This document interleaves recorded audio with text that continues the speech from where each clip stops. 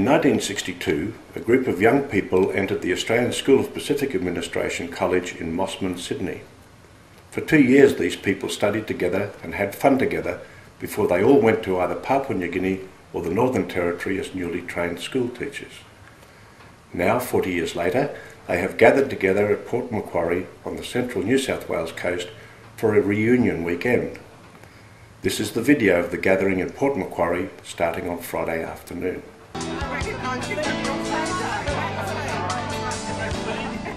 On Friday afternoon, those who had already arrived boarded a bus chartered and driven by Coal Booth to collect an unsuspecting coal huggins at the Warhope railway station.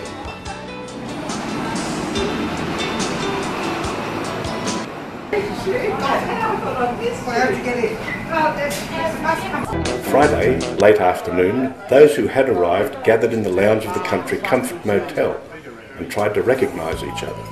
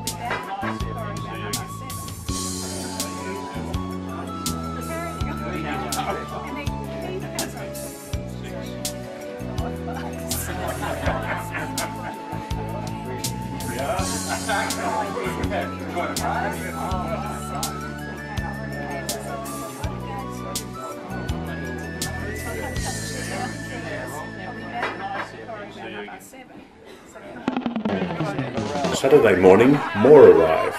The group gathered at the Waves restaurant for morning tea and started renewing the friendships in earnest.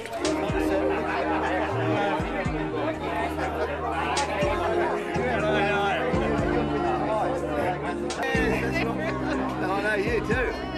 I've got to work it out. This bit is close up.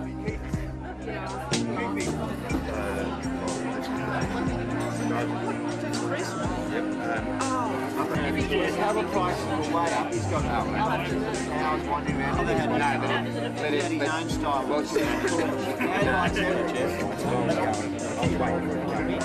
you settle in Brisbane or?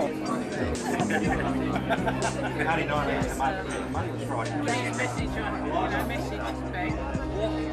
then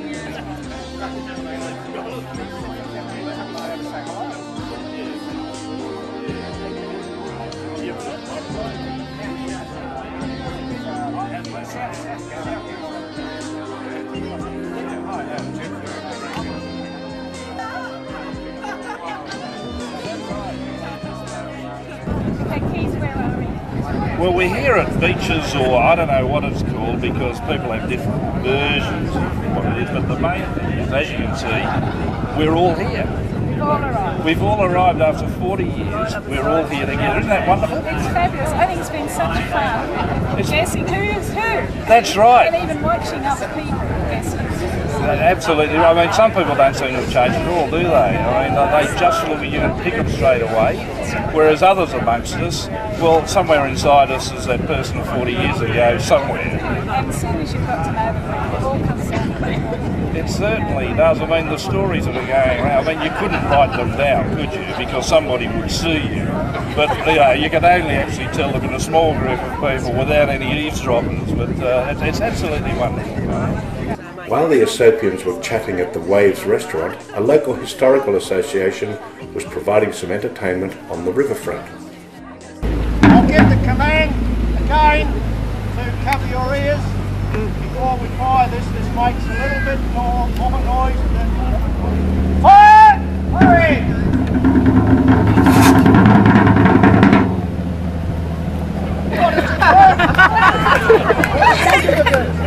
This fire!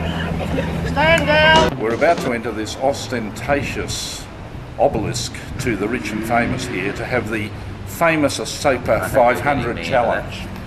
I'm with here Colin Huggins, who is going to take us through some exercises about how to prepare for a 500 go.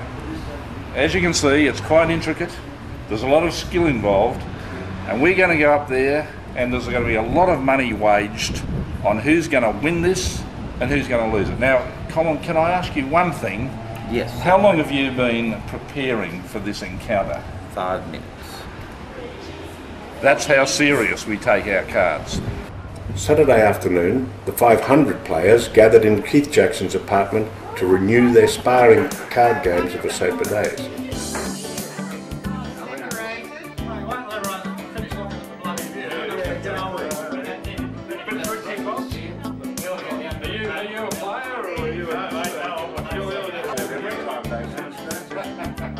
Anyone rule you can't play with your missus or your boyfriend? Well, that's easy for you to say, Moose. Some were a little rusty on the rules of 500.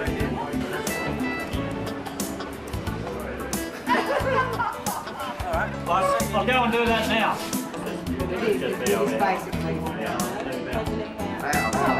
Okay, see, I can't see some. Now, diamond's bigger than hearts.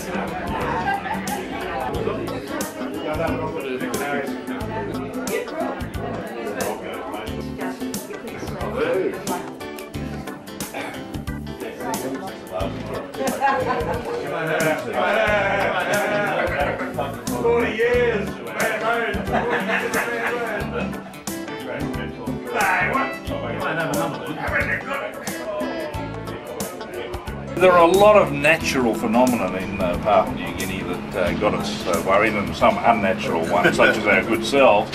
But snakes, you know, have figured very large in some of the anecdotes that our group have told. Now, you have a particular snake story, but really it wasn't inadvertent. You actually got yourself into it, didn't you? Yeah, well, that's right. I don't know whether it's a snake story or a booze story, but I can remember this one. You know, I'm not afraid of spiders at all. Spiders, no problem. No, snakes leave me cold. I remember coming home from the men's club one night, and the intention was I was setting up this particular display for the Hagen show, and I was doing the men's district exhibit. And I had this, this magnificent vision of people walking through a cage and live animals in there, and they'd be able to touch the bird of paradise and look at all the fruit. Yeah, stroke the snake. And I walked out of the men's club. It was Friday night, very heavily boozed, and one of the locals came up and he had one of those kerosene cans with a 4-gallon one, and he had this beautiful green tree python, about 5-6 foot long.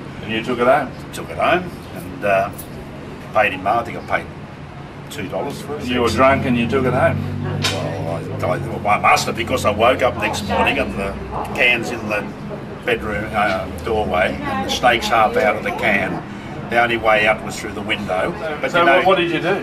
Went out through the window. Whoever it was down there. Okay, you order your spuds, you order your onions, you order your something.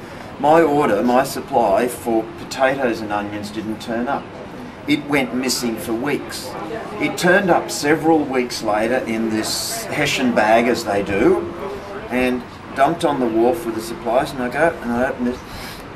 They're gone off, hadn't they? Like seriously off. But hey, you haven't had potatoes or onions for 3 or 4 weeks, so I sort them all out, hey? You get a bucket of water and you're washing them. Can you imagine anything better than rotten potatoes and rotten onions all mixed up together in one bag? Well, I sorted them out and I had a lovely curry that night.